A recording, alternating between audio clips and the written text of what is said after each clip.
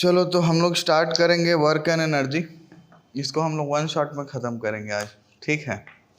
तो चैप्टर का नाम है भाई वर्क एनर्जी, और लास्ट में थोड़ा सा पावर के बारे में भी बताऊंगा। तो सबसे पहले बात करते हैं वर्क की। तो वर्क होता क्या है तुम्हारे हिसाब से? हम लोग कब कोई वर्क करते हैं? जब कुछ करोगे काम, है ना। अच्छा, वर्क कब कर पाओगे? जब तुम्हारे पास एनर्जी होगा, है ना। सिंपल सी बात है। तो इसका मतलब है वर्क और एनर्जी आपस में रिलेटेड मिलने वाले हैं बाद में, अभी का नहीं पता। तो नॉर्मली हम लोग नॉर्मल दुनिया में तो हर चीज काम है हमारे लिए, हर काम है। तुम्हारे लिए पढ़ाई भी एक काम है।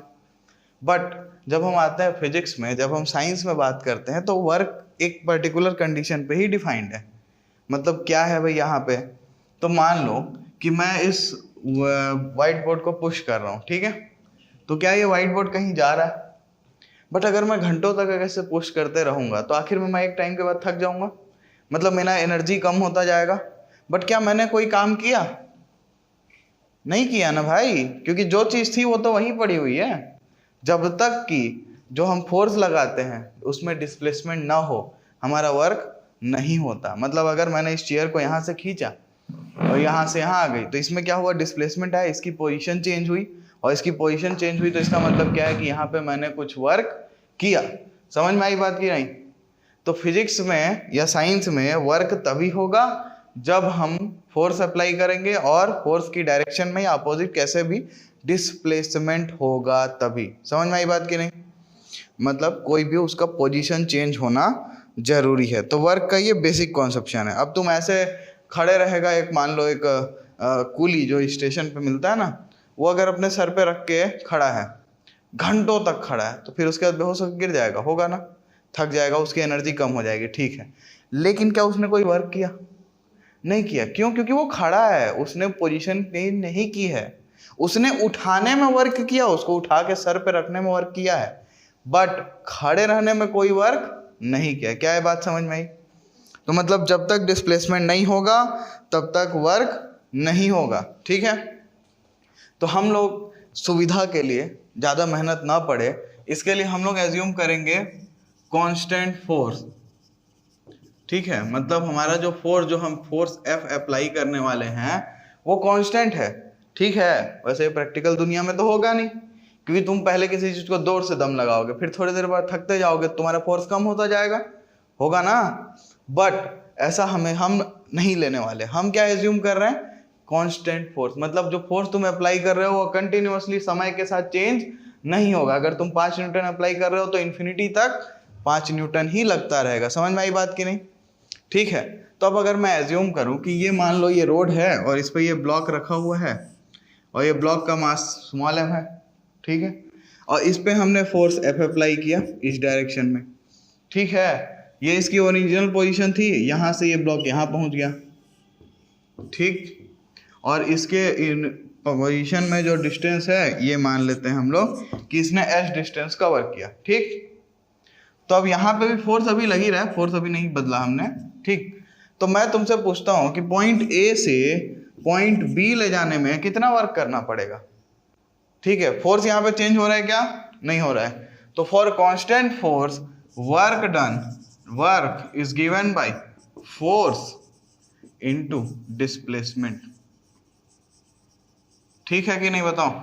तो W is equal to force F into displacement S। तो ये इंपॉर्टेंट फॉर्मूला है जो तुमको याद होना चाहिए। बहुत ही सिंपल सा फॉर्मूला है, ठीक है ना। फोर्स इंटू डिस्प्लेसमेंट, यही है बस। अच्छा, अब फोर्स का यूनिट किसको किसको याद है? बोलो। न्यूटन, ठीक है। और डिस्प्लेसमेंट का? मीटर, ये भी ठीक है। तो न्यूटन मीटर यहाँ पे बन जाता है जूल। क्या बन जाता है? जूल। तो जो वर्क का ऐसा यूनिट है वो होता है जूल। क्या होता है? जूल, जिसको रिप्रेजेंट करेंगे हम लोग जैसे। क्या ये बात समझ में आई? कोई दिक्कत इसमें? तो ये हो गया। अब इस पे एक सिंपल सा सवाल, अगर मैं इसी पे एक सवाल बना दूं इसको, कि मान लो यहाँ पे जो हम फोर्स अप्लाई कर रहे हैं, क्वेश्चन बना दिया मैंने इसको, ठीक है। फोर्स की वैल्यू मैंने बोल दी 5 न्यूटन है, ठीक है। और जो ऑब्जेक्ट का डिस्प्लेसमेंट हुआ है वो 2 मीटर हुआ है, ठीक है ना, ठीक है। तो मैं पूछ रहा हूँ, बताओ वर्क डन कितना होगा? तो भाई वर्क डन हमारा W होगा, फोर्स कितना है भाई 5 है, और डिस्प्लेसमेंट कितना है, अरे लिखा है ना भाई 2 है, तो कितना हो गया 10 newton metre. Newton metre, newton into metre, या तो तुम न्यूटन मीटर बोलो कोई दिक्कत नहीं, बेटर है जूल बोलो ना यार, वर्क का याद रख लो ना, जूल होता है, तो 10 जूल, खत्म, यही सवाल था, समझे। तो अब ये इंटेक्स्ट क्वेश्चन जो दिया हुआ है ना बुक में, पेज नंबर 148 पे, इसको ट्राई कर लेना भाई, बहुत ही सिंपल सा सवाल है, ठीक, ठीक है। एग्जाम्पल तो मैंने करा दिया बेटा, आपको बस इंटेक्स्ट क्वेश्चन करना है जो ब्लू में लिखा हुआ है, ठीक है।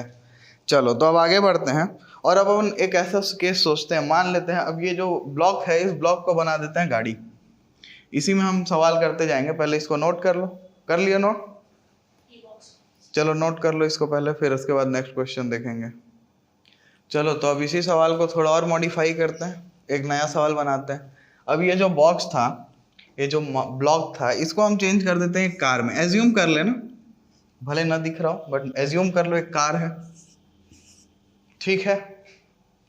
अब हम एज्यूम कर रहे हैं, लेट अस एज्यूम कि मैं कार चला के आ रहा था, फिर मैंने थोड़ी दूर बाद एक बच्चे को देखा, मैंने थोड़ी दूर बाद एक बच्चे को देखा जो रोड पे भाग रहा था, ठीक है। अब मुझे गाड़ी रोकनी है, तो मैं क्या करूंगा, ब्रेक अप्लाई करूंगा। ब्रेक क्या है, फोर्स है, हाँ या नहीं, फोर्स है ना।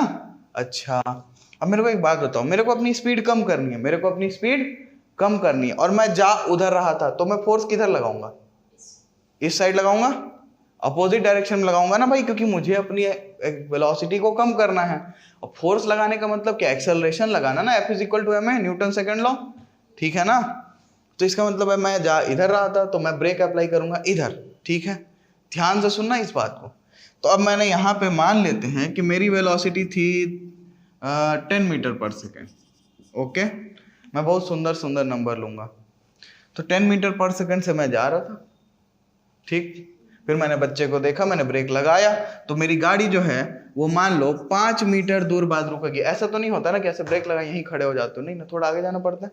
लेट अस एज्यूम कि 5 मीटर चले गए, लेट अस एज्यूम, वो की आवाज आ रही है, टायर जल रहा है, लेकिन 5 मीटर, बेटा आगे जाओगे ना, ब्रेक लगाओगे तो पीछे थोड़ी चल दोगे, कि साइकिल नहीं चलाओ जिंदगी में कभी, ठीक है। तो यहाँ से 5 मीटर आगे फेंका है और रुक गए, ठीक है। तो यहाँ पे वेलोसिटी 0 हो गई, कोई दिक्कत इस बात से, ध्यान से सुनना हर एक चीज को। अच्छा अब मैं तुम लोग से पूछ रहा हूँ, यहाँ पे फोर्स हमने लगाया ब्रेक, ये फोर्स हमने कैसे लगाया, बाय अप्लाइंग ब्रेक, ठीक है ना, है या नहीं। बट ये फोर्स क्या इस डायरेक्शन में था ना, इस फोर्स का डायरेक्शन क्या था, ये क्या था, ये हमारा मोशन का डायरेक्शन क्या था, ये, ध्यान से सोचना, ठीक है ना। वेलोसिटी इधर थी, फोर्स उधर लगाया हमने, तब तो रुके, तब तो वेलोसिटी कम होगी। अच्छा तो अब मेरे को एक बात बताओ, अब मैं अगर बोलूं कि वर्क कितना किया हमारे ब्रेक ने, अब वर्क फोर्स कौन लगा रहा है, ब्रेक लगा रहा है ना, तो ब्रेक ने कितना वर्क किया, ये मैं पूछ रहा हूँ तुम लोगों से। तो ठीक है, तुम लोग लिखे मस्त ऐसे, W = फोर्स इंटू डिस्प्लेसमेंट, अभी थोड़ी देर पहले पढ़े थे। अब फोर्स को मैं बोल दिया, मान लो चलो 10 न्यूटन लगाए, लेट अस एज्यूम क्या ही जा रहा है। वैसे मैं चाहूँ तो इस सवाल को और कॉम्प्लिकेटेड कर सकता हूँ, बट अभी फिलहाल इतने लेते हैं, ठीक है ना। तो फोर्स इंटू डिस्प्लेसमेंट ले लिए, और फोर्स मैंने 10 न्यूटन दे दिया, डिस्प्लेसमेंट 5 मीटर हुआ, तो तुम बोले 10 × 5 मतलब कि 50 जूल, और खुश हो गए, ठीक है। फिर कॉपी मेरे पास लेके आए, बोला बिल्कुल गलत है। बेटा सोचो, तुम्हारा फोर्स जब इधर था और डिस्प्लेसमेंट इधर था, तो दोनों की डायरेक्शन सेम थी, तो हमने पॉजिटिव लिया। अब क्या हुआ, फोर्स वेलोसिटी इधर है, मतलब डिस्प्लेसमेंट किधर है, इधर, जा किधर रहे हैं, इधर, फोर्स किधर लग रहा है, उधर, डायरेक्शन अपोजिट है ना, तो क्या करें ना बेटा ना, माइनस साइन लगा दो ना भाई, बस समझ में आई बात की नहीं। क्योंकि हमारा फोर्स और डिस्प्लेसमेंट के बीच में अपोजिट डायरेक्शन है, डिस्प्लेसमेंट इधर है और फोर्स उधर है, समझ में आई बात की नहीं। अच्छा एक और सिनेरियो ले लेता हूँ यहीं पे, कि ये हमारा भाई वो था ना कूली, ये अपने सर पे रखा हुआ है सेम मास को, और ये खड़ा है 1 आवर तक, ठीक है। तो ये ब्लॉक अगर मैं देखूं तो ब्लॉक मान लेता हूँ 10 किलो का है, अभी मैंने तुम लोगों को मास एंड वेट पढ़ाया हुआ था पिछले चैप्टर में, तो ध्यान से देखो, अगर मैं इसका मास मान लेता हूं 10, ठीक है, 10 kg, तो इस पे फोर्स कितना नीचे लगेगा mg, जो कि कितना होगा 10 इंटू 9.8, तो 98 न्यूटन फोर्स लगेगा, हाँ या नहीं? किसके ऊपर? आदमी के सर पे, कूली के सर पे। अच्छा, तो कूली क्या करेगा? कूली उसके ऊपर अप्लाई करेगा 98 न्यूटन का फोर्स, हाँ या नहीं? तभी तो रोक पाएगा ना एक जगह पे भाई, दोनों फोर्सेस को कैंसिल करना होगा। तो जो ब्लॉक था वो नीचे फोर्स लगा रहा है, तो आदमी ने ऊपर फोर्स लगाया और दोनों फोर्स इक्वल हो गए, कैंसिल हो गए, तो ब्लॉक उसी जगह पे उसके सर पे ऐसे रखा रहा, ठीक है ना? अच्छा, तो बेटा यहाँ फोर्स 98 न्यूटन लग रहा है, ठीक है, तो वर्क डन अगर मैं पूछूं तो कितना होगा? फोर्स इंटू डिस्प्लेसमेंट लिखे, फोर्स 98 था बेटा, डिस्टेंस चेंज हुआ क्या? डिस्प्लेसमेंट आया क्या? कितना है डिस्प्लेसमेंट? 0। अच्छा, अरे जूल लिखना है ना, ओहो हो, तो यहाँ पे मतलब 3 अलग अलग कैटेगरी है ना? पहला केस जो हमने देखा, जब फोर्स और डिस्प्लेसमेंट, मतलब जिधर फोर्स लगेगा उधर ही डिस्टेंस गया, उधर ही पोजीशन चेंज हुई, उसी डायरेक्शन में डिस्प्लेसमेंट हुआ, तो हम पॉजिटिव वर्क करते हैं, समझे कि नहीं समझे? अगर हमारे फोर्स के अपोजिट डिस्प्लेसमेंट हुआ तो हम नेगेटिव वर्क करते हैं, और अगर डिस्प्लेसमेंट हुआ ही नहीं तो हम 0 वर्क करते हैं। तो इसका मतलब क्या है कि जो ये वर्क होता है ये पॉजिटिव भी हो सकता है, नेगेटिव भी हो सकता है, और 0 भी हो सकता है, depending on the direction of displacement. क्या ये बात समझ में आई? ठीक है ना? अभी नहीं आया ना बेटा एनर्जी, वेट करो, आएगा ना, चैप्टर खत्म होने दो, पता चल जाएगा। बताओ इसमें किसी कोई दिक्कत है कि नहीं? चलो तो इसको नोट करो फटाफट। चलो तो अब एक और सवाल लेते हैं इसी टॉपिक पे, थोड़ा और क्लियरिटी बढ़ाते हैं। तो एक पोर्टर है, ठीक है, सवाल में हमारे एक पोर्टर है जो एक लगेज को ना 15 kg का लगेज है, कितने का है? 15 kg का, तो m is equal to 15 kg है, ओके, आगे पढ़ते हैं हम। फिर बोल रहा है from the ground and puts it on his head 1.5 metre above the ground, ठीक है, तो ये पोर्टर है मान लो,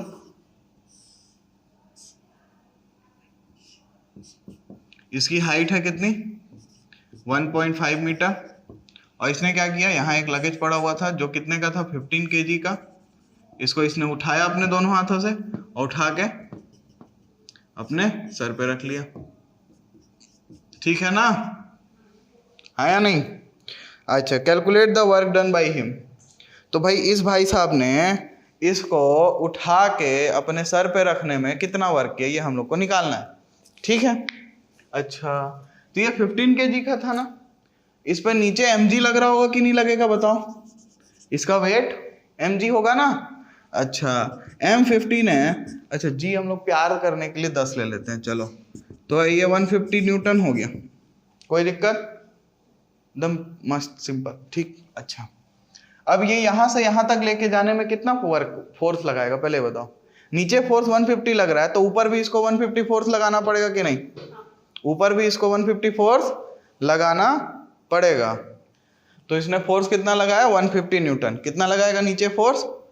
नीचे 150 लग रहा है ग्रेविटी की वजह से, तो हमको वो जो पोर्टर है उसको उठाने में कितना वर्क करना पड़ेगा, मतलब कितना फोर्स लगाना पड़ेगा? तो 150 न्यूटन लगाना पड़ेगा ना, पहला तो यही।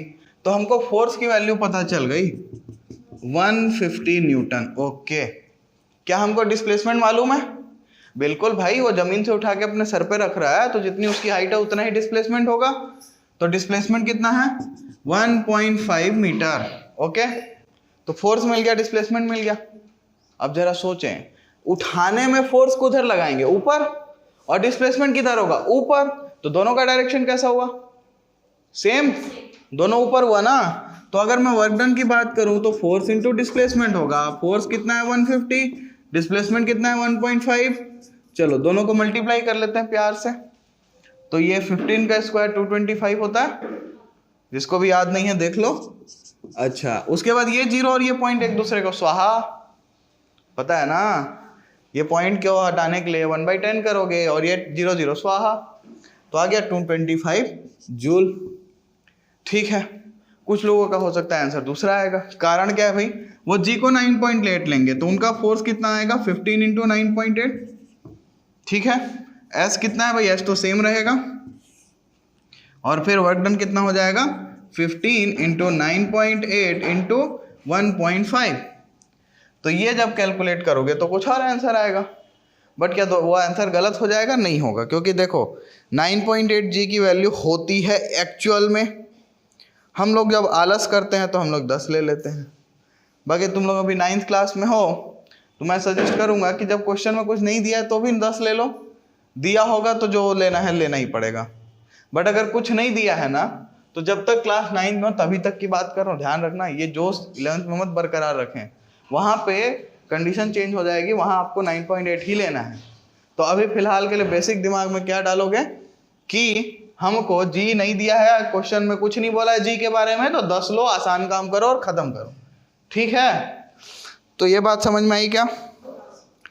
तो अब तुम लोग ये जो है पेज नंबर 149 पे 4 इंटेक्स्ट क्वेश्चन लिखे हुए हैं, उनको तुम लोग ट्राई कर सकते हो। और उसमें एक सिंपल सा सवाल है, डिफाइन 1 जूल ऑफ वर्क। तो 1 जूल ऑफ वर्क को डिफाइन करने वो बोल रहा है, ठीक है। तो ये वर्क 1 जूल कब होगा? जब फोर्स 1 न्यूटन होगा, डिस्प्लेसमेंट 1 मीटर होगा, हाँ या नहीं? है ना भाई वर्क क्या होता है? वर्क होता है फोर्स इंटू डिस्प्लेसमेंट। तो ये 1 जूल होने के लिए इसको 1 न्यूटन होना पड़ेगा और इसको 1 मीटर होना पड़ेगा। तो इसका मतलब क्या है कि मैंने 1 न्यूटन फोर्स लगाया और डिस्प्लेसमेंट कितना हुआ 1 मीटर, तो वर्क कितना किया हमने 1 जूल। समझ में आई बात की नहीं? ठीक है ना। तो इस तरीके से हमने डिफाइन कर लिया 1 जूल। तो ये वर्क के बारे में जो भी बात करनी थी ये तो हो गई, इससे ज़्यादा वर्क में कुछ होता नहीं क्योंकि वेरिएबल फोर्स अभी है नहीं, ठीक है। तो चलो इसको नोट कर लो, फिर एनर्जी की बात करेंगे अब। चलो तो अब एनर्जी की बात शुरू करते हैं। तो भाई बिना एनर्जी का क्या तुम कोई भी काम कर सकते हो? नहीं कर सकते ना। वैसे भी तुम लोग के पास एनर्जी कम ही रहती है, सोना बोले तो सबसे ज़्यादा, बाकी सारा काम बोले तो ना ना ना ना, है ना। अब कितने टाइप की एनर्जी होती है, मेरा सवाल ये है कि कितने टाइप की एनर्जी होती है। तो देखो जो भी चीज़ देखते हो बहुत सारे टाइप की एनर्जी मिलेगी। जैसे आग देखे हो, उससे मिलती है हीट एनर्जी। फिर तुमने देखा होगा केमिकल, उससे मिलती है केमिकल एनर्जी। फिर ये अपन बल्ब जला रहे हैं, एसी चला रहे हैं, इसके लिए क्या चाहिए अपने को? इलेक्ट्रिकल एनर्जी, है ना। लेकिन ये इतनी सारी एनर्जी की अपने को ज़रूरत है क्या? नहीं। अपने को यहाँ पे जो पढ़ना है ना वो सिर्फ 2 टाइप का है, जो इसको हम लोग बोलते हैं मैकेनिकल एनर्जी। क्या बोलते हैं? पहले मैं हेडिंग डाल देता हूँ भाई, एनर्जी। और एनर्जी के अंदर हम लोग पढ़ने वाले हैं, पहला जो पढ़ेंगे पहला क्या यही पढ़ना ही है, दूसरा और कुछ पढ़ेंगे ही नहीं, ठीक है। मैकेनिकल एनर्जी, ठीक। अब मैकेनिकल एनर्जी में 2 पार्ट होते हैं, पहला और दूसरा पार्ट।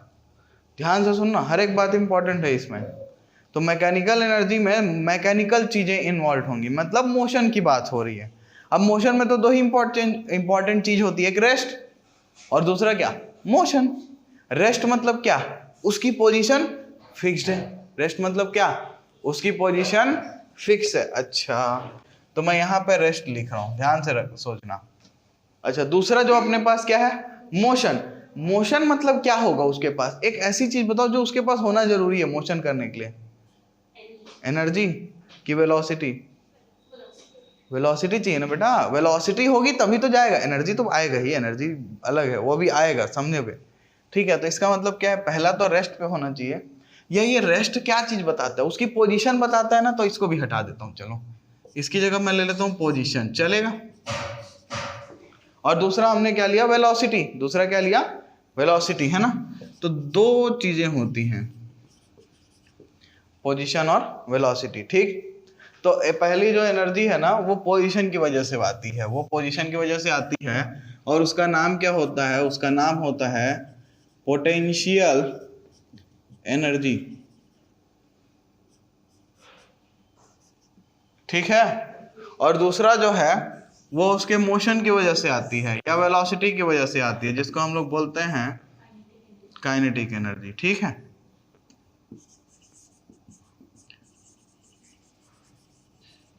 ठीक, क्या ये बात समझ में आई? तो अब हम लोग इन दोनों एनर्जीज के बारे में डिटेल में बात करने वाले हैं। एकदम सिंपल शब्दों में अगर मैं तुम लोगों को समझाऊं तो। ठीक, अच्छा, तो सबसे पहले हम लोग करेंगे काइनेटिक एनर्जी की बात। उससे पहले एक बेसिक चीज दिमाग में डाल लो कि जब हम काइनेटिक और पोटेंशियल दोनों एनर्जीज को जोड़ देते हैं, ऐड कर देते हैं, तो हमको जो मिलता है उसको हम लोग मैकेनिकल एनर्जी बोलते हैं। ये जो है ये इन दोनों का सम होता है, या टोटल एनर्जी भी बोल सकते हो, टोटल मैकेनिकल एनर्जी भी बोल सकते हो। बस इतनी सी ही बात इसमें इंपॉर्टेंट है। क्या ये बात समझ में आई? तो अब हम लोग क्या करेंगे, अब हम लोग काइनेटिक एनर्जी को लेंगे और उस पर अपने डिस्कशन को आगे बढ़ाएंगे।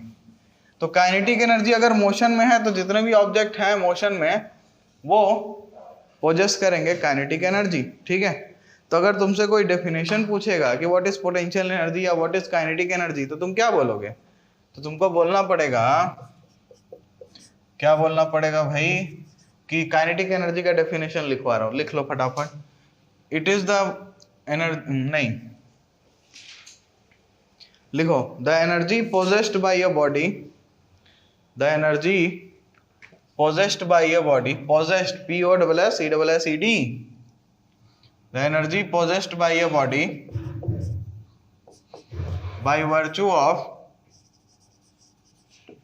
its motion, the energy possessed by a body by virtue of its motion is called as kinetic energy।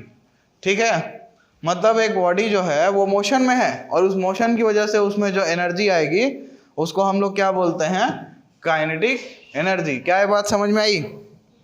ठीक है, तो अपने को काइनेटिक एनर्जी के बारे में थोड़ा और समझना है, तो इससे हम लोग क्या करेंगे, एक वेरी सिंपल डेरिवेशन करना शुरू करते हैं। चलो, तो हमारे पास एक फॉर्मूला है, शायद तुम लोग इस फॉर्मूले को जानते हो, हाँ या नहीं?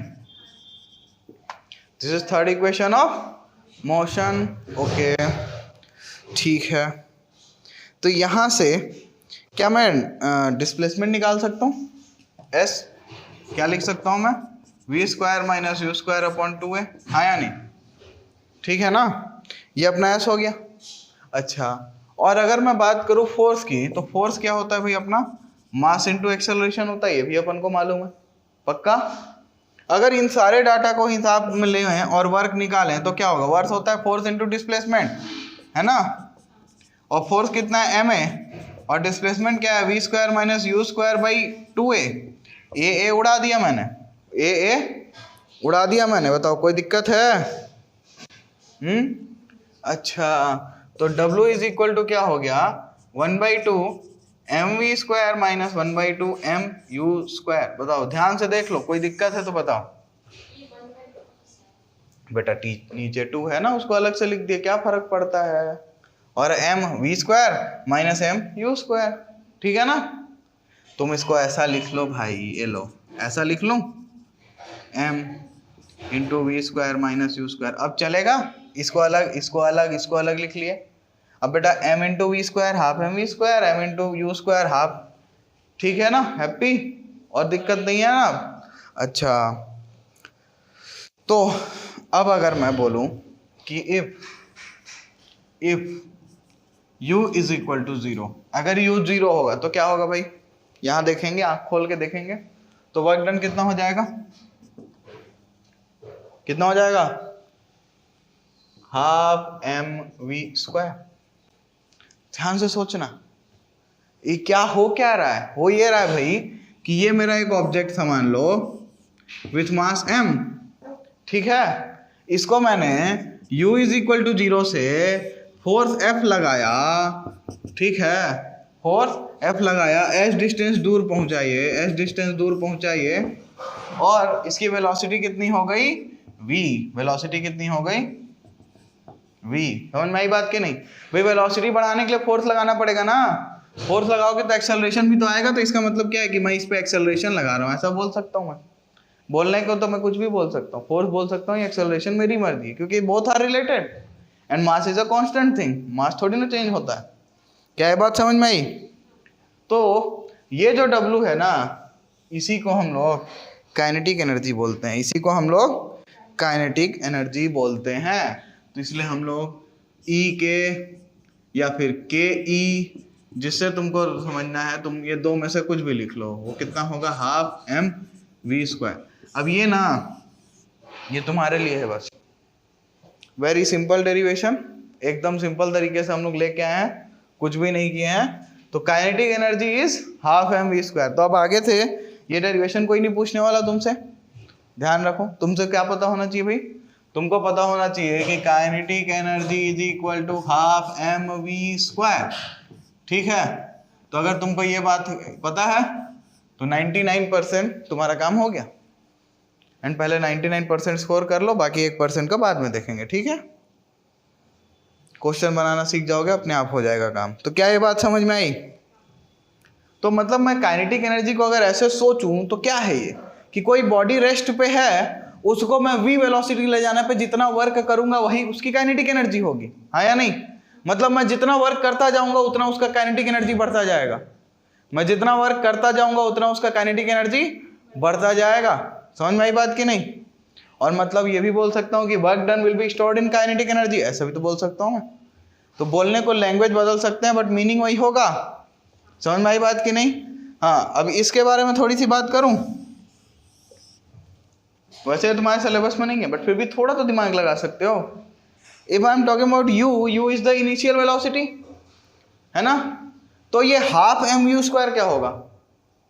ये तो काइनेटिक एनर्जी का फॉर्मूला है, वेलोसिटी की जगह मैं इनिशियल वेलोसिटी यूज कर रहा हूं, तो इसका मतलब ये इनिशियल काइनेटिक एनर्जी है, हाँ या नहीं? अच्छा, ये वेलोसिटी फाइनल है, तो ये काइनेटिक एनर्जी कैसी है? फाइनल। तो इसको मैं के एफ लिख दूं तो चलेगा क्या?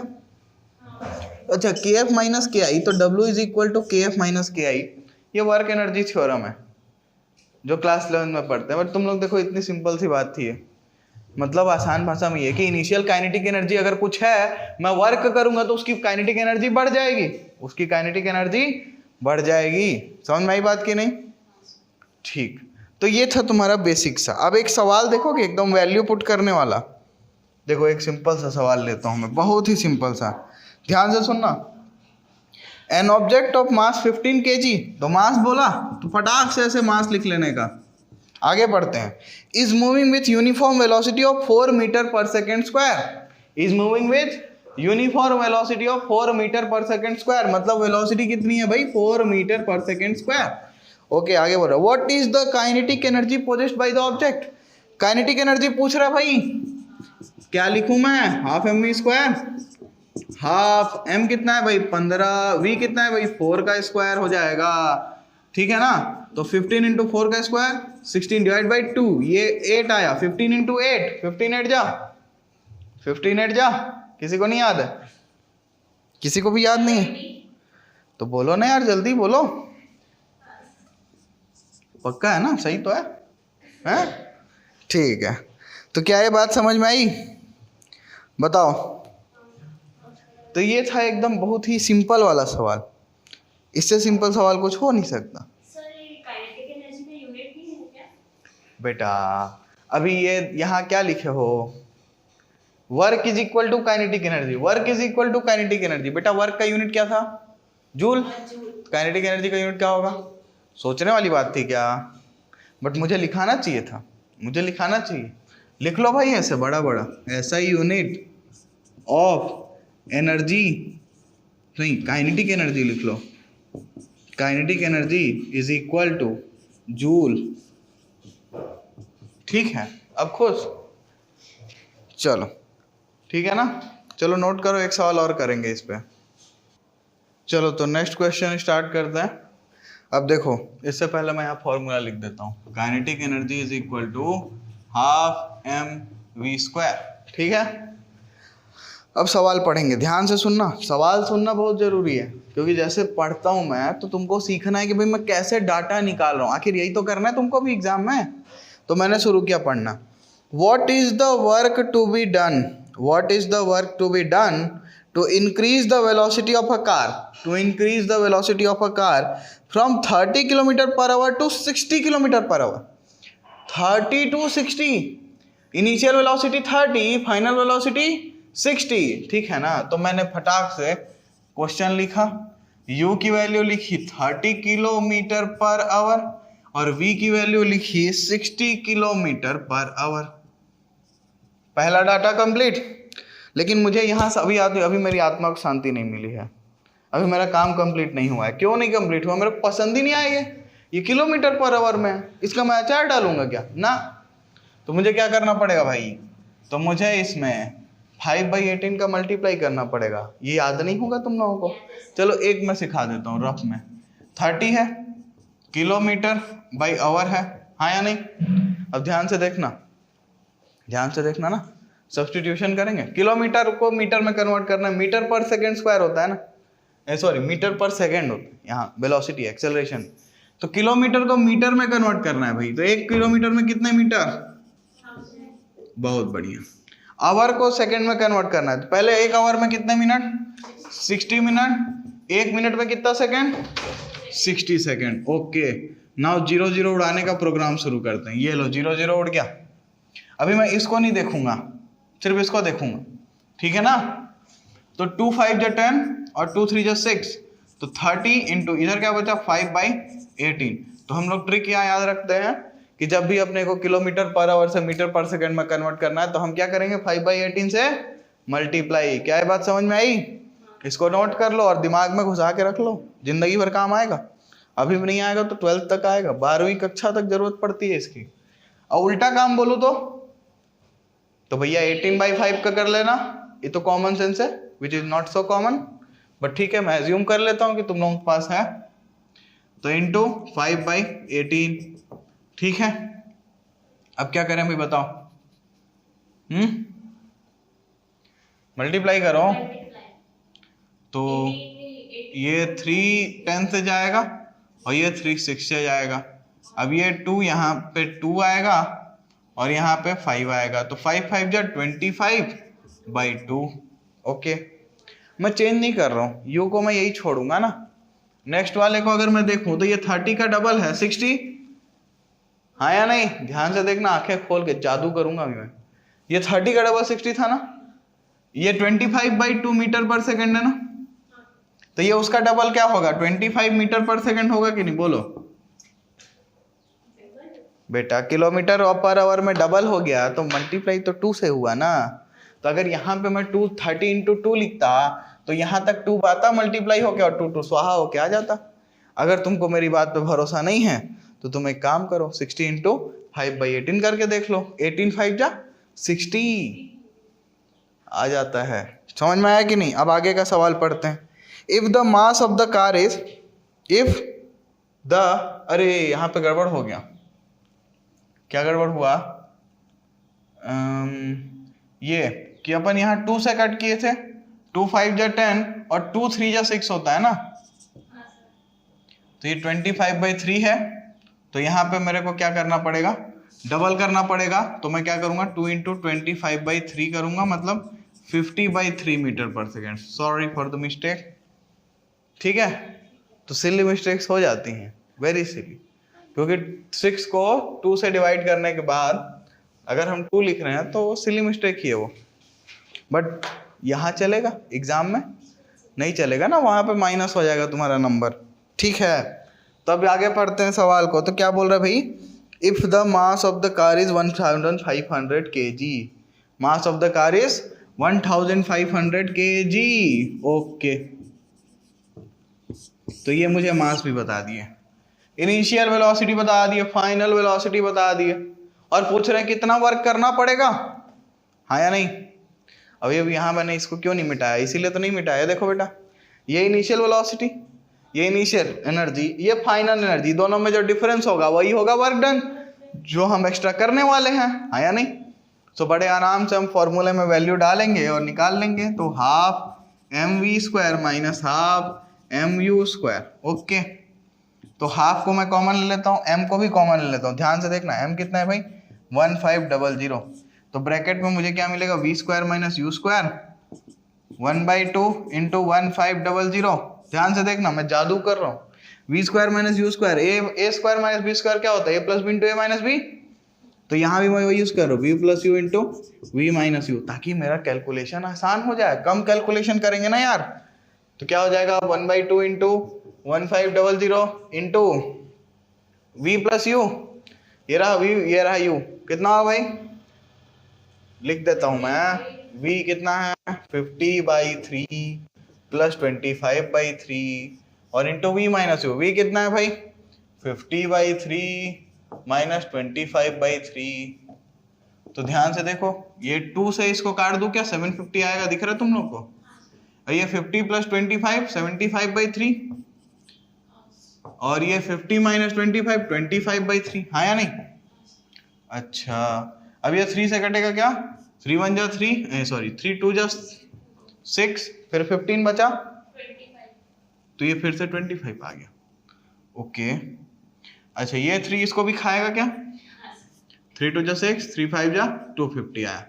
तो अब ये क्या आया 25 इंटू 25 इंटू 25 इंटू 10, हाँ या नहीं। तो 25 का स्क्वायर कितना होता है 625, कितना होता है 625, कितना 625 इंटू आप 25 इंटू 10 करना है। तो अब 25 का टेबल जिसको याद होगा वो कर पाएगा, जिसको नहीं याद होगा वो नहीं कर पाएगा, है ना। तुम लोग चाहो तो रफ में मल्टीप्लाई करते रहना। 25 5 जा 125, तो 5 गया कैरी में 12 आया, ठीक है। अब 25 2 जा 50, तो 50 और 12 कितना हो गया 62, तो यहाँ आया 2 कैरी गया 6, ठीक है। अब 25 6 जा 150, कितना 150, तो ये हो गया 156 और एक जीरो बचा हुआ था, एक जीरो को हमने छोड़ रखा है, लगा दो ना, खत्म करो कहानी को, ठीक है कि नहीं। तो 15625 और यूनिट कौन लिखेगा,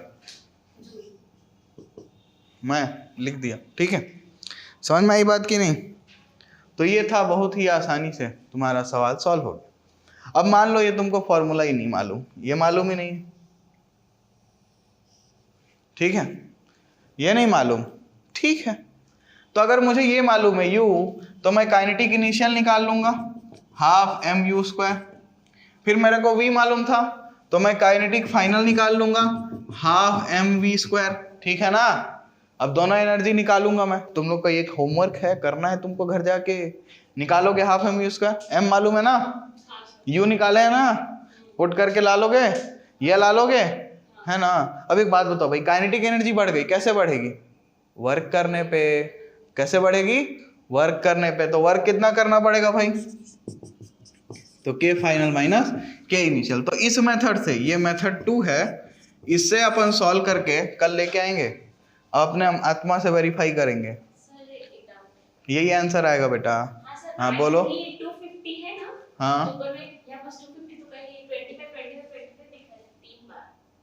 कहाँ बेटा, ये 250 के 10 को 25 इंटू 10 लिख दिया ना, क्या ये क्या मजाक चल रही है। 25 इंटू 10 कितना होता है, मतलब आंखें खुली नहीं है, नहीं सर खुली है, कुछ भी कर सकते हो।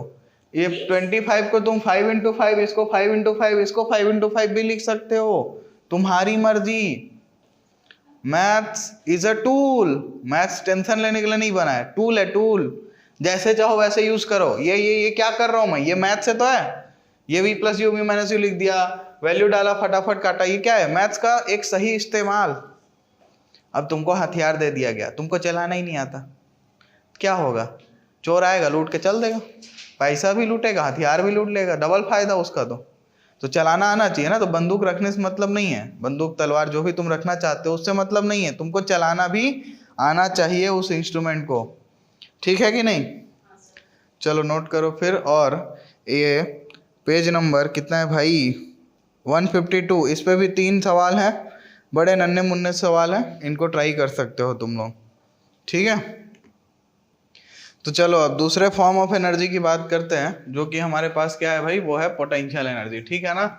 और मैंने तुम लोगों को थोड़ी देर पहले बताया था कि पोटेंशियल एनर्जी क्यों आता है, it is the energy possessed bye a body by virtue of its position.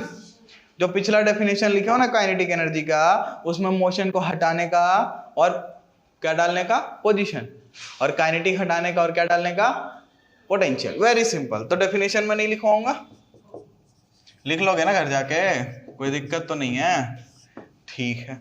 तो अब इसकी बात करते हैं। तो भाई पोटेंशियल एनर्जी में क्या होगा, पोजीशन चेंज करते जाओ, पोटेंशियल एनर्जी स्टोर करते जाओ। आखिर पोजीशन चेंज करने के लिए क्या करना पड़ेगा, वर्क। क्या करना पड़ेगा, वर्क। और वर्क करोगे तो एनर्जी में स्टोर होगा, वेरी सिंपल, ठीक है। कुछ एग्जांपल लेते हैं। रबड़ बैंड को खींचो, वर्क किए, पोजीशन चेंज हुई, एनर्जी स्टोर हो गई, क्योंकि जैसे ही छोड़ोगे वो एनर्जी रिलीज होगी और चट से पड़ता है फिर सामने वाले को। ठीक, स्प्रिंग देखे हो, स्प्रिंग को खींचो, एनर्जी स्टोर होती है, वापस चले जाता है। ठीक है ना, वो क्या बोलते हैं उसको, तीर धनुष है ना, उसमें जब वो बो को जब खींचते हैं तो क्या होता है, उसका शेप चेंज होता है, मतलब पोजीशन चेंज होती है, और उसमें फिर क्या होता है, एनर्जी स्टोर, जैसे ही छोड़ते हैं तो। ठीक है, समझ में आई बात की नहीं? अच्छा, ये डस्टर का एग्जांपल भी ले लेते हैं, चलो। तो ये डस्टर रखा हुआ है मेरे फ़ोन के ऊपर, अभी मैंने इसको उठाया, वर्क किया, हाँ ना, अब वर्क किया मैंने तो क्या हुआ, इसमें एनर्जी स्टोर हो गया, पोजीशन चेंज हो गई, मतलब पोटेंशियल एनर्जी स्टोर हुआ।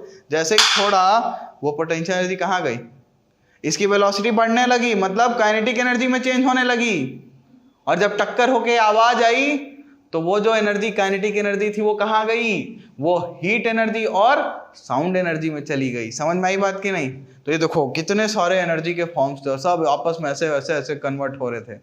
तो तुमको इतना डीप में नहीं जाना कि कौन सा कहाँ से क्या हो रहा है, बट काइनेटिक और पोटेंशियल को बस समझना है। ठीक है ना? देखो मैं तुम लोगों को समझाने के लिए डस्टर भी तोड़ दिया। ठीक, तो अब पोटेंशियल एनर्जी की बात करते हैं, तो ये हो गया बात, इतना ही था। अब फोर्स इंटू डिस्प्लेसमेंट इन भाई साहब को भी होना है, क्योंकि वर्क डन से ही आएंगे। हम लोग बात करेंगे potential energy of an object at a height, of an object at a height. मतलब क्या है भाई, कि मैंने किसी ऑब्जेक्ट को, जैसे मैंने इस डस्टर को उठाया, एच हाइट ऊपर उठाया, तो उसमें कितना पोटेंशियल एनर्जी स्टोर होगा, यही मेरा सवाल है। ठीक है ना? अच्छा, जितना वर्क करूंगा वही होगा ना। अब एच हाइट उठाया, फोर्स कितना लगाना पड़ेगा, mg, क्योंकि नीचे mg लग रहा है, मैं ऊपर mg लगाऊंगा, उठाऊंगा। अच्छा, तो मतलब अगर मैं वर्क डन की बात करूं तो फोर्स इंटू डिस्प्लेसमेंट होता है, फोर्स मेरा mg होगा और डिस्प्लेसमेंट मेरा h होगा, तो वर्क डन कितना हुआ, mgh, हाँ या नहीं? और यही वर्क डन तो पोटेंशियल एनर्जी में स्टोर होगा। तो इसका मतलब पोटेंशियल एनर्जी, कभी कभी इसको यू से रिप्रेजेंट करते हैं, कितना हो जाएगा, mgh। क्या कोई इसका यूनिट पूछना चाहता है? पक्का पिटेगा वो, क्योंकि वर्क डन ही स्टोर हुआ है, तो वर्क डन का यूनिट क्या होता है, जूल। तो पोटेंशियल एनर्जी का यूनिट क्या होगा? तो ये सोचने वाली बात थी क्या? नहीं थी ना? बहुत बढ़िया। तो ये रही बात, समझ में आई? अच्छा, अब मैं तुम लोग से चाहूँगा एक अजीब सा, ये मतलब ज़्यादा सोचना नहीं, इसमें ज़्यादा टेंशन नहीं लेना, तो थोड़ा सोचेंगे। तो ये मैंने एक बॉक्स उठाया, इसको उठा के यहाँ पे एच हाइट पे रख दिया, ठीक है?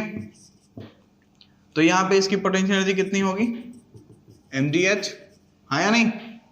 ध्यान से देखना ना, ध्यान से, आंखें खोल के। अब मैंने इस बॉक्स को दूसरे बॉक्स को उठाया, इसको ऐसे ले गया, फिर ऐसे ले गया, फिर ऐसे ले गया, फिर ऐसे ले गया, और ला के वापस यहाँ रख दिया।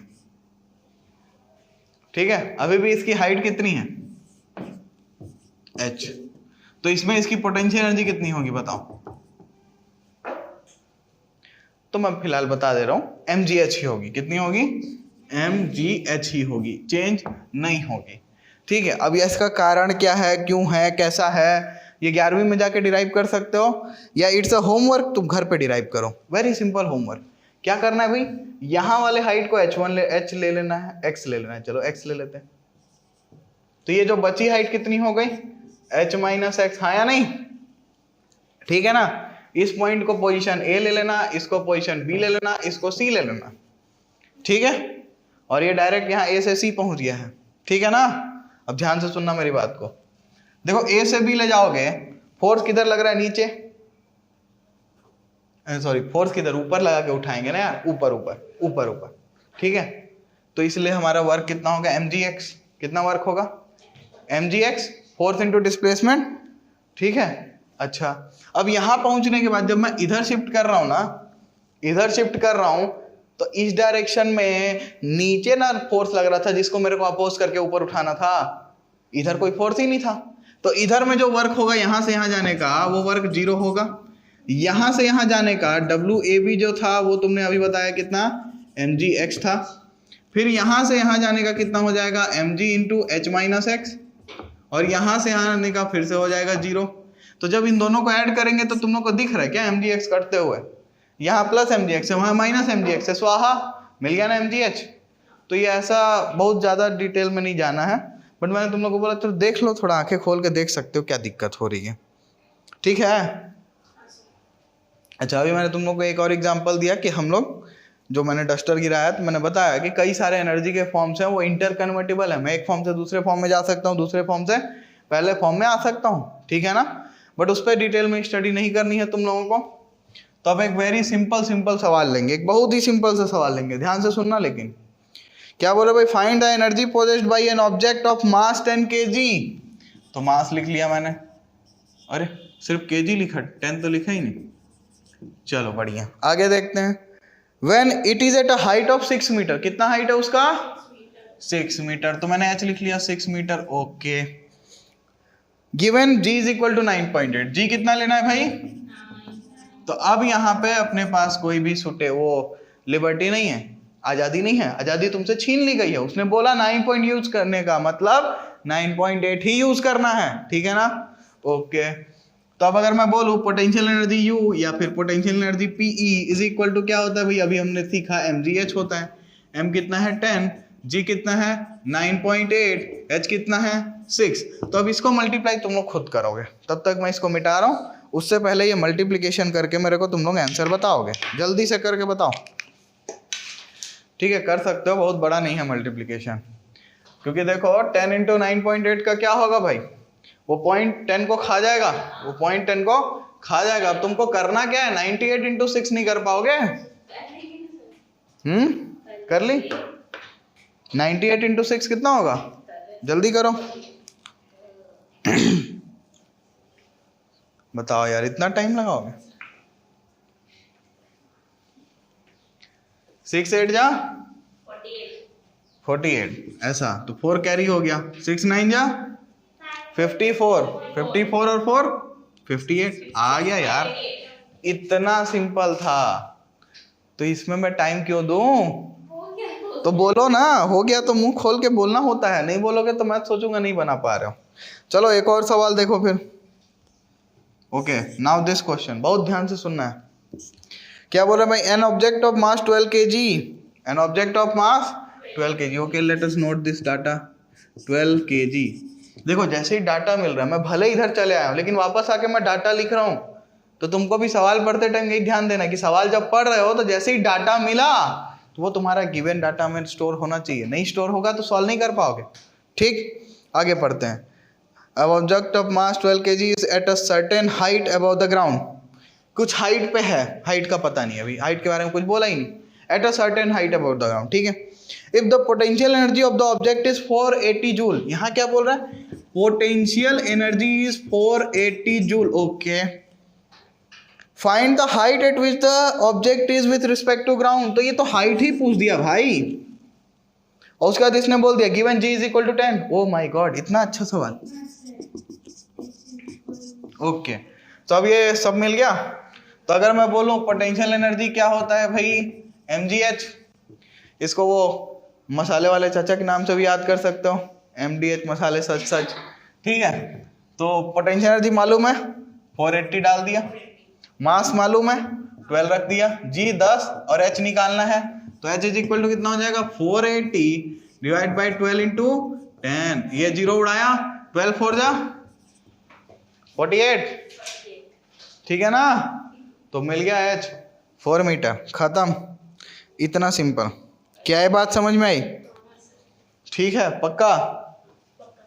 चलो तो नोट कर लो इसको। चलो तो अब आगे बढ़ते हैं, और अब हम लोग बात करेंगे एक ऐसी चीज की जो तुम लोग जानते हो, ओके। क्या तुम लोगों को law of conservation of mass मालूम है कि मास can neither be created not destroyed, मालूम है ना। वैसे ही होता है law of conservation of energy, वैसे ही होता है law of conservation of energy. तो क्या बोलोगे भाई कि energy can neither be created not destroyed, but energy को अपन कन्वर्ट कर सकते हैं। हाँ बोलो, एनर्जी कैसे क्रिएट करेंगे बेटा? रेस्ट कर लिए, सो ये बहुत लिख रहे हैं और रेस्ट कर लिए 5 मिनट, तो सर वापस एनर्जी क्रिएट कर सकते हैं। बहुत अच्छा डाउट है, बट जरा एक बार ध्यान से सोचो। तुम तो सो रही हो, बट तुम्हारे अंतड़ी फेफड़े जो पेट में जो आइटम है वो लोग तो काम कर रहे हैं ना बेटा, वो तो फूड को पचा रहे हैं ना, और वो जो फूड से एनर्जी ला रहे हैं वो किसको दे रहे हैं? तुमको दे रहे हैं ना। समझ में आई बात की नहीं? तो इसका मतलब क्या है, एनर्जी कहीं से क्रिएट नहीं हुई, वो जो फूड था, फूड उसको प्रोसेस करके तुमको एनर्जी मिली, मतलब फूड से जो एनर्जी मिली थी ना, वो एनर्जी तुमको दी गई है। समझे? तो यहाँ भी क्या हुआ है, एनर्जी का कन्वर्जन हुआ है एक फॉर्म से दूसरे फॉर्म में, कोई नई एनर्जी क्रिएट नहीं हुई है। समझ में आई बात? एनर्जी हमेशा कन्वर्ट होती है एक फॉर्म से दूसरे फॉर्म में, नई एनर्जी का क्रिएशन पॉसिबल नहीं है।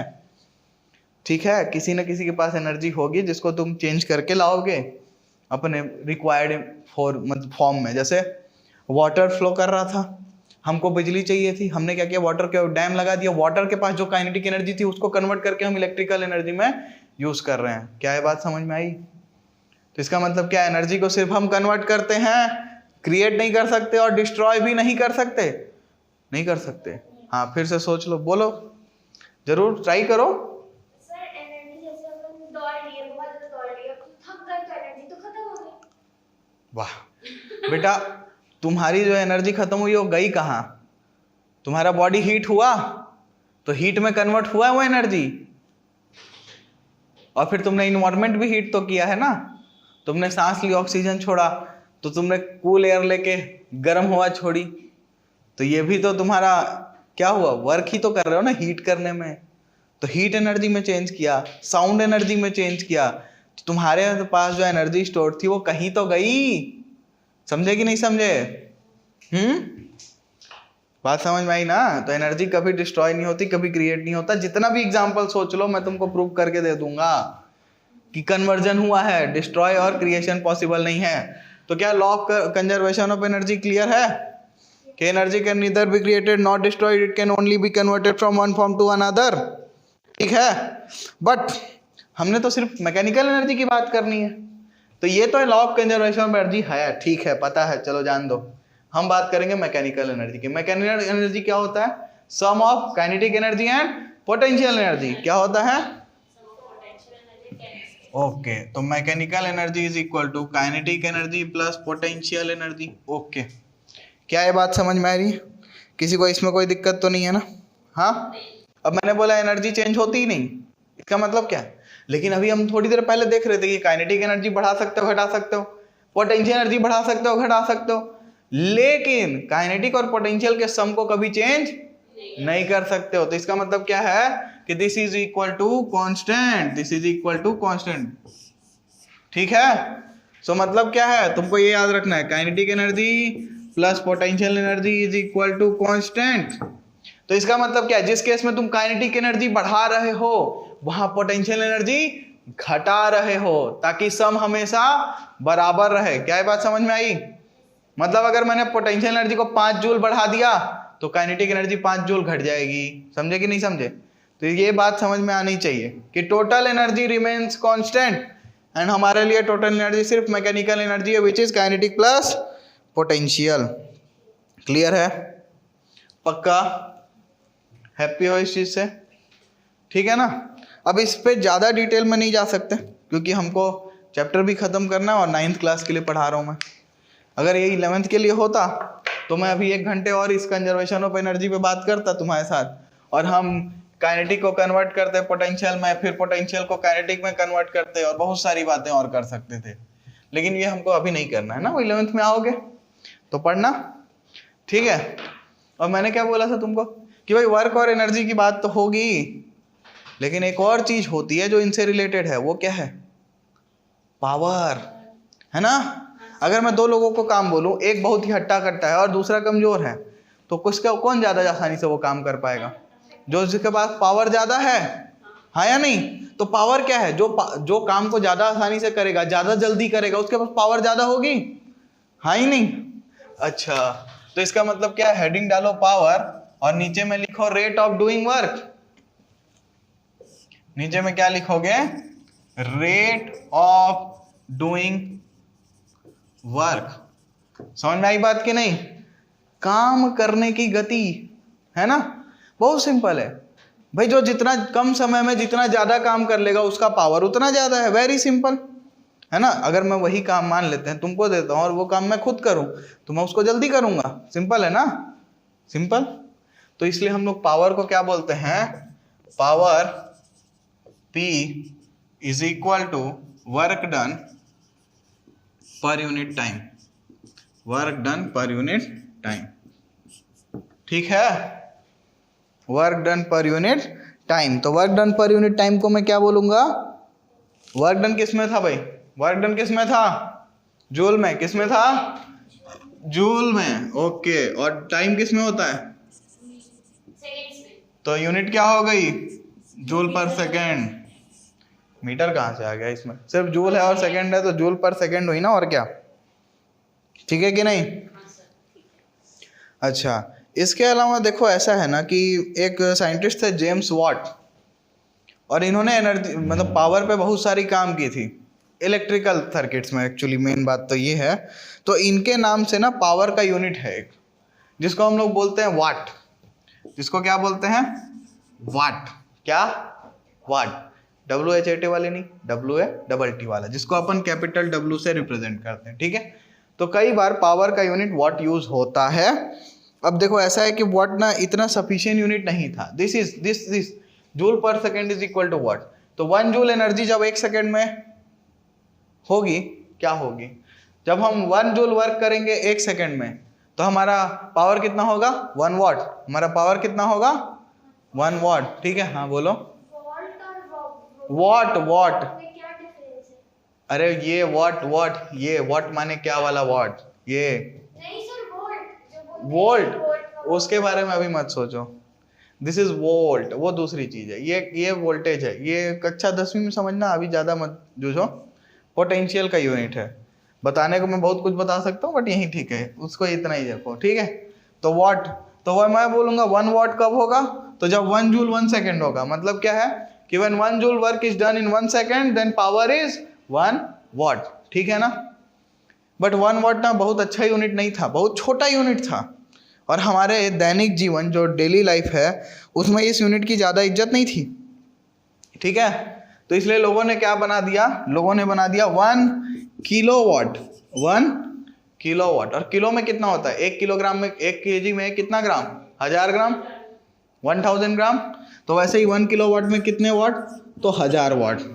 बस ये बस बहुत यही सिंपल सा बात है बस। ठीक है, क्या ये बात समझ में आई। अच्छा, तो चलो 2 लड़कियों की कहानी सुनते हैं। एक सवाल है जो तुम लोगों को ऐसा ही मतलब एक कहानी टाइप का बताएगा, ध्यान से सुनेंगे सवाल को। Okay. 2 girls each of weight 400 newton. 2 लड़कियां हैं, दोनों का वेट कितना है, 400 न्यूटन। अपने दोनों कोई एज्यूम कर लो, तुम दोनों बराबर वेट के हो लगभग, लेट अस एज्यूम। तो वेट कितना है भाई, W1 is equal to W2 is equal to 400 newton. Question भी तो लिखना पड़ता है। तो ये हो गया पहला डाटा। आगे पढ़ते हैं। Climb up a rope through a height of 8 metre. ठीक है, तो हाइट 8 मीटर है। अभी लिख लेते हैं, आगे देखते हैं क्या बोलता है। आगे बोल रहा है we name one of the girls A and other B. तो एक को नाम दे रहे हैं ए और दूसरे को नाम दे रहे हैं बी, तो वेट ऑफ ए और वेट ऑफ बी कर लेते हैं इसको। ठीक है ना। Okay, girl A takes 20 second while girl B takes 50 second to accomplish the task. Task क्या है, रस्सी पे 8 मीटर ऊपर चढ़ना। रस्सी पे 8 मीटर ऊपर चढ़ना, ये तुम्हारा टास्क है। और गर्ल ए जो थी उसको लगता है कितना, 20 सेकेंड। तो time of A is equal to 20 second and time of B is equal to 50 second. ठीक है, ठीक है ना। अच्छा, अब आगे देखते हैं, आगे क्या बोल रहा है भाई। What is the power expanded by each girl. तो दोनों लड़कियों ने कितना पावर एक्सपेंड किया ये पूछ रही है, पावर निकालना है। ओके, तो पावर क्या होता है भाई, पावर क्या होता है, work done by time. Okay, work done मालूम है क्या, नहीं, क्या मालूम है, वेट क्या होता है, फोर्स। क्या होता है, फोर्स। और वर्क डन क्या होता है, फोर्स इनटू डिस्प्लेसमेंट। ओके, अब मैं ध्यान से देखना, अभी मैं कैलकुलेशन नहीं कर रहा हूं, अभी मैं क्या बोल रहा हूं, दोनों का वेट तो सेम है ना, तो दोनों का फोर्स भी सेम होगा, और दोनों को चढ़ना भी 8 न्यूटन है, 8 मीटर है। तो इसका मतलब क्या है कि ये फोर्स मेरे पास 400 है और मेरे पास डिस्प्लेसमेंट दोनों के लिए 8 है और नीचे है टाइम। ठीक है, पक्का? मल्टीप्लाई कर दूं क्या? 8 4 जा 3200 डिवाइड बाई टी। ठीक, तो मतलब मेरे को पावर अभी ऐसा पता है जनरल में कि 3200 बाई टी है। ठीक है ना? मतलब power is inversely related to time. मतलब नीचे वाला वैल्यू जितना छोटा होता है वैल्यू उतनी बड़ी होती है ना? 1/2 1/3 में कौन बड़ा है? 1/2, क्योंकि 2 छोटा है। 1/2 कितना? 0.5। 1/3 कितना? 0.33। समझ में आई बात की नहीं? ठीक है ना? तो इसका मतलब क्या है कि जो लड़की कम टाइमली होगी उसके पास पावर ज्यादा होगी। कौन कम टाइमली है भाई? ए, तो ए के पास पावर ज्यादा है। समझे? सवाल ये नहीं था, मैं ऐसी मजाक कर रहा था। ठीक, बट सीखे ना कोई नई चीज कि बिना कैलकुलेट के भी अपन बता सकते हैं व्हिच हैज ग्रेटर पावर। अब कैलकुलेट कर लेते हैं। पावर ऑफ ए कितना होगा भाई? 3200। कितना लगा है ए को टाइम? 20 सेकेंड। लो, पावर ऑफ बी कितना है? 3200। टाइम कितना लगा? 50 सेकेंड। लो भाई, खत्म कर लो, खत्म कर लो। 166। बहुत बढ़िया, वेरी गुड। यूनिट क्या होगा? वॉट। इसको करो, 64। खत्म। ठीक है, तो पावर ए ने कितना वर्क पावर एक्सपेंड किया होगा? तो 160 वाट, और बी ने कितना किया होगा? 64 वाट। ठीक है ना? समझ में आया क्या ये सवाल? बहुत सिंपल सवाल था कि नहीं? तो ऐसे ही सवाल मिलते हैं। अगर तुमको अच्छे से पता है तो तुम एक बार में सॉल्व कर लोगे, और अगर तुमको कंफ्यूजन है तो नहीं कर पाओगे। लेकिन ये जो मैंने बताया अभी, पावर को इस तरीके से निकालना, ऐसा हमने इसलिए किया क्योंकि हमको पता चल चुका था कि वो सिंपल है। क्या पता चल चुका था? कि दोनों का वेट सेम है। इसलिए मैंने एक बार में जनरल पावर का इक्वेशन निकाल लिया और उसी में दोनों की वैल्यू डाली और फटाफट आंसर निकाला। ठीक, अच्छा, एक और सवाल अगर इस पे हम लोग देखें तो चलो देखो। A boy of mass 50 kg, तो मास कितना है भाई? 50 kg। हाँ बोलो, बैठो, आ रहा हूँ मैं, देखता हूँ। A boy of mass 50 kg runs up a staircase of 45 steps in 9 second. अच्छा, तो ये बॉय है 50 kg का, जो कि 9 सेकेंड में 45 स्टेप्स हैं। कितने हैं? 45 स्टेप्स। ठीक है, और हर स्टेप कितने सेंटीमीटर का है? तो each step is 15 centimetre. Each step is 15 centimetre. Find his power. Power निकालना है भाई, पावर निकालना है, और जी को 10 लेना है। तो ये बहुत ही अच्छा सवाल है, बहुत ज़्यादा अच्छा सवाल, समझे? क्योंकि इसमें तुम्हारे दिमाग का परीक्षा होगा। अब सोचो, डायरेक्ट इसने हाइट नहीं दिया, डायरेक्ट इसने हाइट नहीं दिया, लेकिन एक बात बताओ, यहाँ अपने बाहर में 60 सीढ़ी है, लेट अस एज्यूम, तो तुम 60 सीढ़ी चढ़ने के बाद कितना हाइट ऊपर जाओगे? एक सीढ़ी का अगर 1 मीटर होता तो 60 मीटर ऊपर चले जाते ना। समझ रहे हो कि नहीं? समझ रहे हो ना? तो अगर मैं बोलूं कि एक स्टेप 15 सेंटीमीटर का है, तो टोटल कितना स्टेप है? 45। तो टोटल कितना हाइट है? टोटल हाइट कितना है? 45 इंटू 15, 45 इंटू 16, 675। तो हाइट कितना हो गया? 675 सेंटीमीटर होगा ना। ठीक है, 675 सही है, ये सेंटीमीटर है, but I am not satisfied because हमको तो ऐसा यूनिट चाहिए। तो इसको 1 मीटर में कितना सेंटीमीटर? 100 सेंटीमीटर। तो क्या करना पड़ेगा? सेंटीमीटर से मीटर में बदलने के लिए 100 से डिवाइड। ओके, तो इसको डिवाइड कर देते हैं 100 से। तो 675 बाई 100, तो 6.75 मीटर। ओके, पहला प्रोजेक्ट एकम्प्लिश्ड। अब पावर की बात करते हैं। कहाँ निकालते हैं? यहाँ निकालते हैं। चलो, तो पावर क्या होता है? Work done by time. Okay, work done क्या होगा? Force into displacement, force into displacement upon time. Force कितना है भाई? मालूम नहीं, लेकिन mg तो होगा ना, तो फोर्स की जगह मैं mg डाल देता हूँ। Displacement upon time. अब बताओ, मास कितना है? 50, g कितना है? 10, s कितना निकाले? 6.75, और टाइम कितना है? 9। तो भैया ये पूरा आइटम को कैलकुलेट करने का और आंसर निकालने का ठीक है, निकल जाएगा, बहुत हार्ड नहीं है कैलकुलेशन, निकल जाएगा। ठीक है, बहुत सुंदर सा नंबर भी आ जाएगा। ठीक, तो मैंने क्या बोला, ये डॉट हटाया, नीचे 100 बनाया, फिर ये 0 0 उड़ा दिया, स्वाहा। अब देखो ये दोनों को डिवाइड करता हूँ मैं, 9 छके 54, 9 सत्ते 63, तो 9 7 जा 63, तो बचा कितना 4 45, 9 5 जा, बहुत बढ़िया। तो 75 इंटू 5 मिला, सब स्वाहा हो गया। अब 5 इंटू 75, 5 5 जा 25, 2 कैरी, 5 2 7 जा 35 और 2 37, 375 वॉट, खत्म। Very simple. देखो इतने बड़े कैलकुलेशन को हमने मैथ्स की सहायता से इतना इजी बना दिया, और इसी को तुम लोग क्या करते, बैठ के मल्टीप्लाई करते रहते और मर जाते फिर आखिर में। ठीक है, तो अब तुम लोग पेज नंबर 156 में 4 इंटरेस्ट क्वेश्चन है, इसको भी ट्राई कर सकते हो।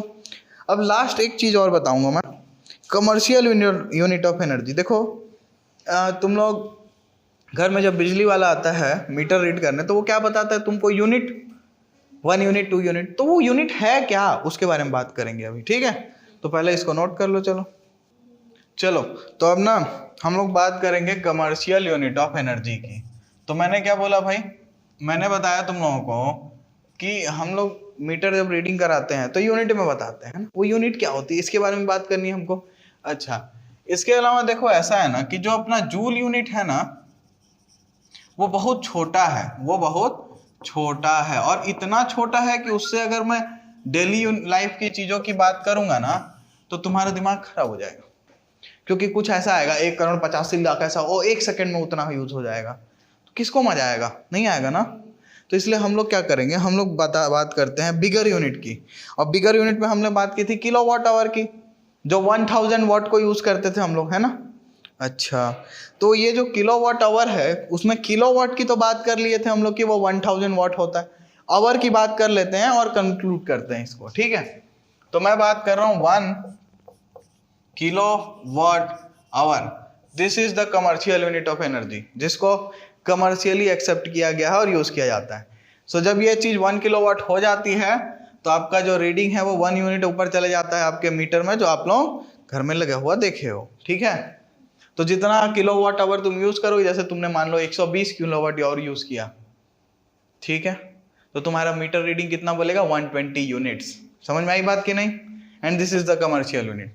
तो अभी हमने किलोवाट की तो बात की थी ना, कि क्या होता है भाई, 1000 वाट होता है।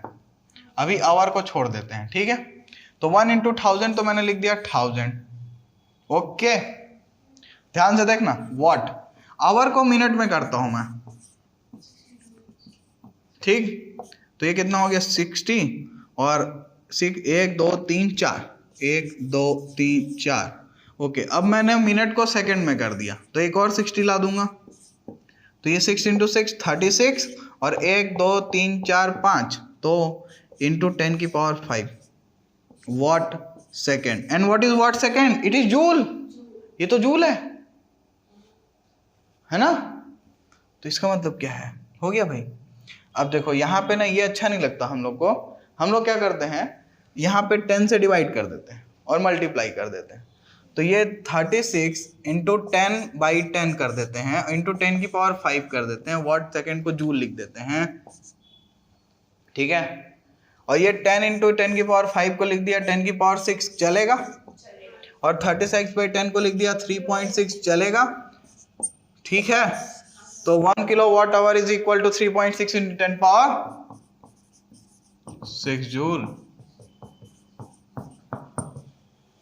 तो ये था कन्वर्जन, समझे। तो हमने एक बहुत बड़ी यूनिट बना ली, जो कि रेगुलर लाइफ में, इंडस्ट्री में, सब जितना भी कमर्शियल है सब जगह यूज किया जा सकता है, और इसको 1 यूनिट की तरह ट्रीट किया जाता है। ठीक, तो अब इसका यूज करते हुए एक सिंपल सा सवाल भी देखेंगे, तो ध्यान से सुनेंगे सवाल को। भाई क्या बोल रहा है, an electric bulb of 60 watt is used for 6 hour per day. ठीक है, 60 वाट क्या पावर बता रहा है। ओके, तो पावर मैंने 60 वाट लिख दिया। आगे क्या बोला, यूज 6 आवर पर डे, तो 6 आवर पर डे। देखो कुछ बताया ना, 6 आवर तो टाइम है वैसे, तो अभी हमने टाइम को नोट नहीं किया। ठीक, अब आगे पढ़ते हैं। आगे क्या बोल रहा है भाई, calculate the units of energy consumed in 1 day. तो एनर्जी पूछ रहा है, energy in 1 day, energy in 1 day, ठीक है। तो एक दिन में कितना घंटा यूज हुआ? 6 घंटा, है ना। और वो रेटिंग कितना था?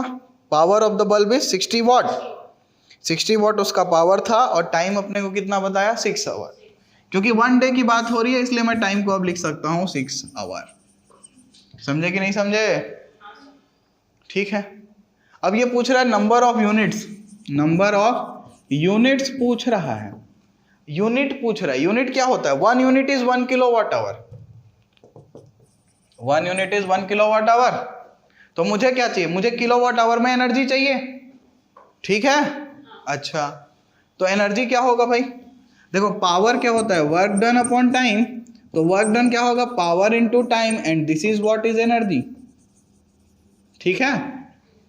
This is what is energy. तो अब मुझे करना क्या है? मुझे बस मल्टीप्लाई तो करना है। अब ध्यान से देखना, मेरे को एनर्जी निकालना है। पावर कितना है मेरा? पावर 60 वॉट है, और टाइम कितना है मेरा? 6 आवर है। तो ये वॉट आवर हुआ ना, ये किलोवाट आवर हुआ क्या? नहीं हुआ। तो अगर मैं इसको मल्टीप्लाई करूं तो ये 6 6 36, 360 वॉट आवर हुआ। बट मुझे क्या चाहिए? किलोवाट आवर चाहिए। तो मैं क्या करूंगा? वॉट से किलोवाट में कन्वर्ट करना है। तो 1 किलोवाट में 1000 वॉट। देखो ऐसा मैं बहुत बेसिक से सिखाता हूँ। 1 किलोवाट में कितना होगा? 1000 वॉट, है या नहीं? तो उल्टा लिख लूं, ठीक है। अब मुझे 1 वॉट में चाहिए, तो मैं क्या करूं? यहां 1000 से डिवाइड करूं,